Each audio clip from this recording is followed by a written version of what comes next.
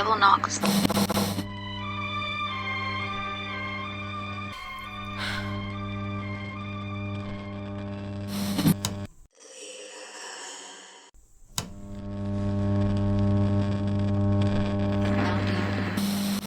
Is anyone listening? If you're there, I'd like you to close your eyes and open your mind. Here we tell you the most mind-bending stories, born straight from the pages of the in-between, where the voiceless bodies and the nameless faces below. So the things I'm about to tell you might leave you questioning everything you know, and asking if I, your narrator, has gone mad. I assure you, my thoughts are intact. More intact, at least, than the line between our augmented reality and the unknown world just beyond the veil. Listen close.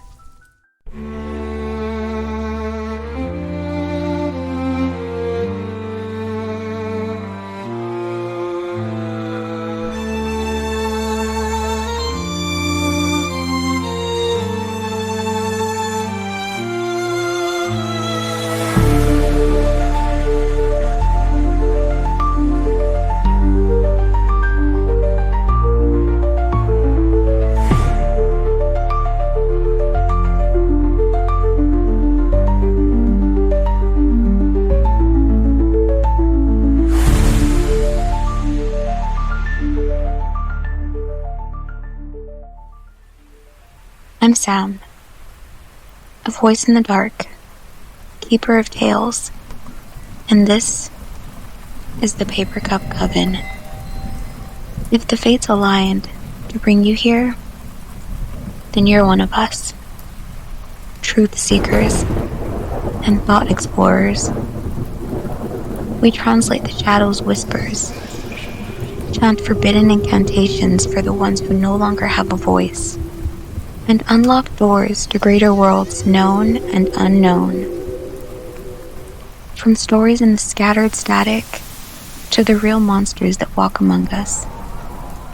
It all sits in the memories of these children whose ancestors refused to forget. So sit back, pull the covers over your head, and turn on your flashlight. The ghosts we'll be conjuring tonight are much closer to home than you think. Tonight, I'd like to pull the curtains back to reveal our favorite sepia-colored Borderland, Paso, Texas. Home of the mountain star, lighting up the blazing desert skies, with heritage and tradition shared side by side its sister city. Where by day, the Sun City is alive with culture and windy chatter. But by night, the living aren't the only ones who seem to enjoy each other's company in this desert's moonlit breeze. Let's step across the veil, just for a moment. Concordia Cemetery is a stretch of desert dotted with aging headstones, a quiet monument to El Paso's past. But when the sun sets and the desert wind stirs, the silence is broken by whispers and footsteps that leave no trace, by shadows that don't quite belong to the living. With over 60,000 souls buried here, Concordia is more than just a cemetery. It's a crossroads of history, violence, and legend. From notorious gunslingers to nameless wanderers, some say the dead here never truly rest. If you ever find yourself near Concordia Cemetery at night, listen carefully. Some say the desert wind carries more than just dust. It carries the sound of a baby crying. The wail drifts through the tombstones, faint at first, but the closer you get, the louder it becomes. It's a sharp, piercing cry, kind that sends chills down your spine, that makes your instincts scream that something is very wrong. Some have searched for the source, stepping cautiously between the headstones, their flashlights cutting through the darkness. But there is no baby. Only the graves, the wind, and sometimes something else. And that's when they see her. A woman draped in black, standing just beyond the reach of the light, still, watching. Some say she's mourning, a mother forever searching for the child she lost. Others say she's something else. Because those who lock eyes with her report an unbearable sense of sorrow, a heaviness that follows them long after they leave the cemetery gates. But not all spirits in El Paso are confined to the cemetery. Some prefer the places they lived, the places they loved, and the places where their stories truly began. And if there's one place in this city where history still lingers, where the past refuses to fade, it's the Plaza Theater. A grand jewel of El Paso since the 1930s, Plaza Theater has seen generations pass through its doors. Laughter, music, pause, echoes of life. But some say not everyone who enters ever truly leaves. Patrons and staff have reported shadowy figures moving in the balcony, whispers when no one else is around, and the feeling of being watched from the empty rows of seats. But one spirit is seen more than any other. The ghost of a man in a tuxedo, standing near the mezzanine, as if waiting for a show that never ends. Some believe he was a devoted theatergoer in life, someone who loved the stage so much that even death couldn't keep him away. Others say he was a performer, one who never got to take his final bow. But whether he was an actor, or an audience member, or something else entirely, one thing is certain. If you ever feel a presence beside you in the darkness of the Plaza Theater, don't be too quick to assume you're alone. But what if these hauntings aren't just echoes of the past? What if something, or someone, is keeping these spirits restless? They say the desert holds secrets. Some are buried in the sand, and others live in whispered spells passed down through generations. The traditions of Mexico's curanderos, witches, and spirits don't stop at the Rio Grande. What happens when centuries-old magic meets modern on the border? And could these practices also shape the energy of a place? Is El Paso a hotspot for supernatural forces because of the magic woven into its history? While brujeria can be used for good, such as healing and divination, it is also tied to harmful practices, especially curses, hexes, and protection against, well, other witches.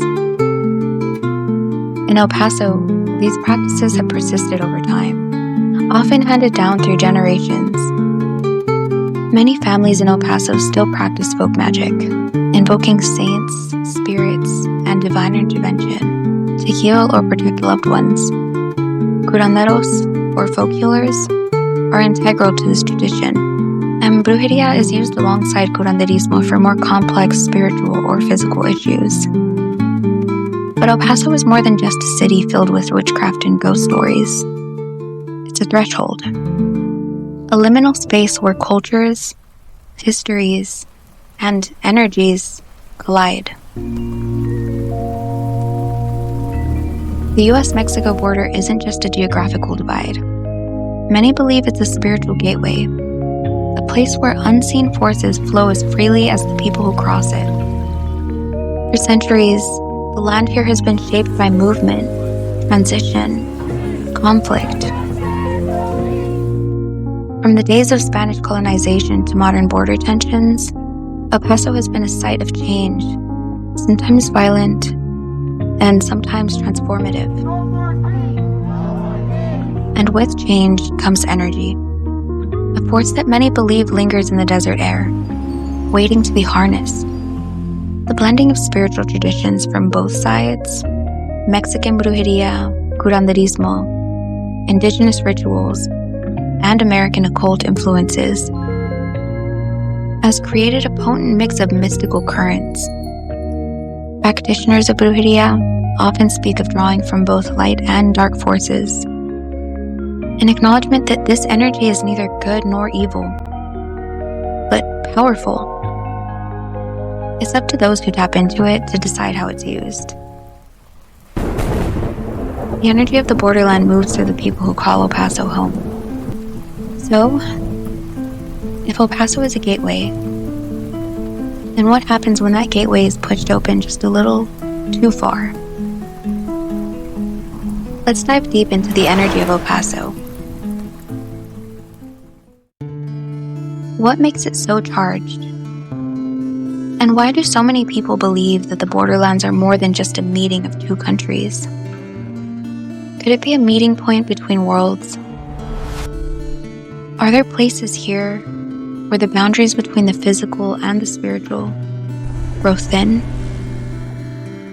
And if so, what happens when that boundary is crossed? Could all of this energy, built up over centuries, be bending the boundaries of reality? It wouldn't be surprising at all if that energy has made certain areas more porous. People have described moments where reality seems to glitch.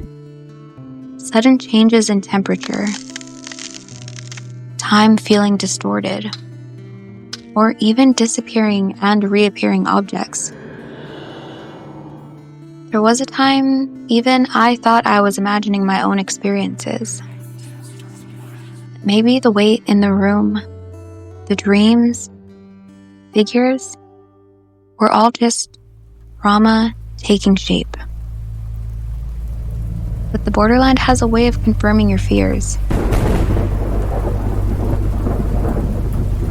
And just when I thought nothing else could rattle me, she came. Not the woman in black, not the thing that stands at the foot of my bed. This one we've all heard of, whether we want to admit it or not. La Llorona.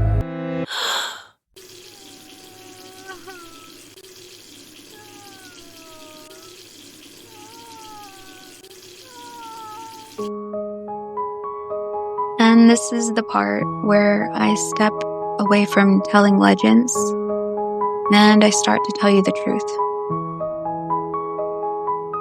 Because what I'm about to tell you can't be written off as just earth-quaking rain. I didn't hear any wailing. There was no sobbing. There was no footprints leading to my door. But something did come. And if I'm honest, I don't know if it was her. But if it wasn't, then there's something else out there, just as old, just as hungry, and just as sad. And it found me. I used to know someone who didn't believe in that. Someone who thought our legends, our warnings, were just silly stories meant to scare kids. But that one night, it changed everything. It was late, past midnight, and the rain was coming down hard. The kind of storm that makes the whole world feel empty, isolated. We were lying in bed, talking, when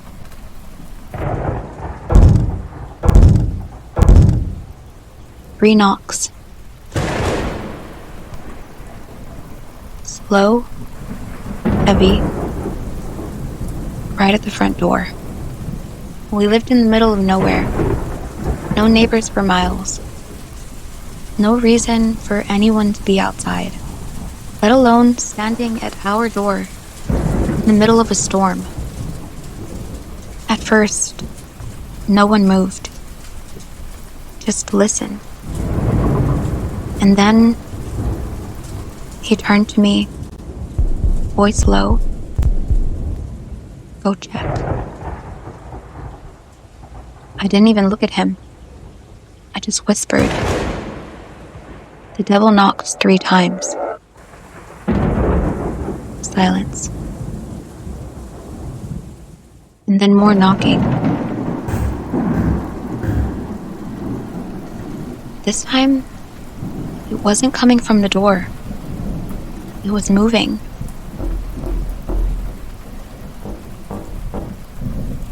A slow, deliberate pattern against the walls outside. As if something was circling the house, watching, waiting. And then my cat lost it. Deep, guttural yowl, fur bristling, claws digging into the floor as he fixated on the cabinets under the sink. And that was when I remembered there was a small hole down there. Tiny. Maybe small enough to fit a mouse or a small rodent. And then came the tapping. Tap, tap, tap. Not from outside, and not from the door. From inside the cabinets. Like fingers reaching, dragging against the wood. Neither of us spoke. Neither of us moved. I don't even remember falling asleep. Just the weight of the silence. Heavy, pressing feeling of being watched. And the next day, he never joked about her again. Because that night, the night the knocking started, I think he finally understood. Some stories, they aren't just stories. And it didn't stop there. We did move. We left that house. Maybe it was the fear, or maybe it was something else. I was pregnant. And something about that place, about what happened, felt wrong. And the new place wasn't much better. Old apartments with thick cinder block walls. No way sound should travel through them, right? Right? And next door, empty. I knew that for a fact. My dad had planned to move into that one.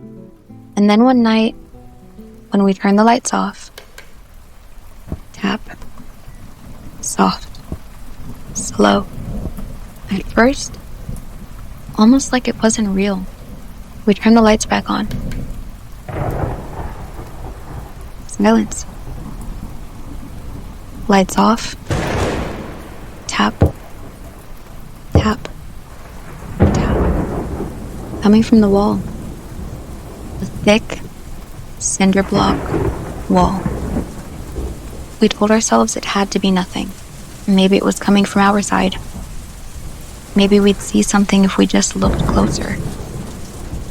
But there was nothing there. Nothing we could see. It followed us. Whatever it was, it followed us. And through it all, I was pregnant. And maybe that meant nothing. Or maybe it meant everything. But tell me, what do you think? Would you still joke about her?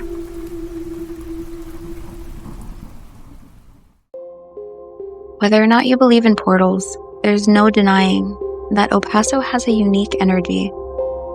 one that draws in stories of the strange and unexplained. One thing is certain. The Borderlands are a place of transition, a place where things shift. And when a threshold exists, it's only natural to wonder, what might be waiting on the other side? And that's where we turn it over to you. Have you ever experienced something strange in El Paso? Have you ever felt like you stepped into another world, even for just a moment? We want to hear your stories, because the more we explore the Borderlands mysteries, the more it seems like something is just beyond the veil, waiting to be discovered.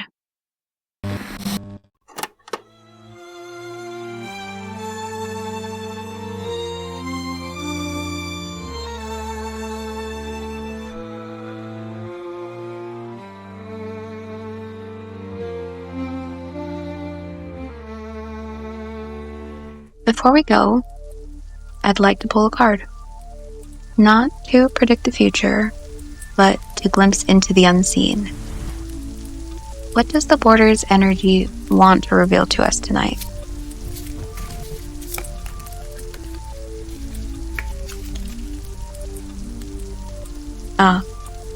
Judgment. The card of awakening.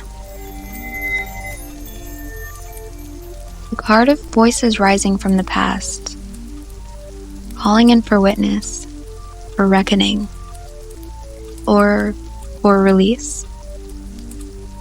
And maybe that is the message, that the past still lingers here, but nothing stays buried forever. Not the spirits, not the secrets, and not the sorrow. Whether it's a whispered curse, a saint's forgotten prayer, or the weight of 1,000 stories buried beneath the sand, something always rises. And now we leave you with this. Have you ever felt the energy of a place so strong and charged that you knew something unseen was still there? If so, tell us. We'd love to hear your story. This has been the Paper Cup Coven. Until next time, stay awake.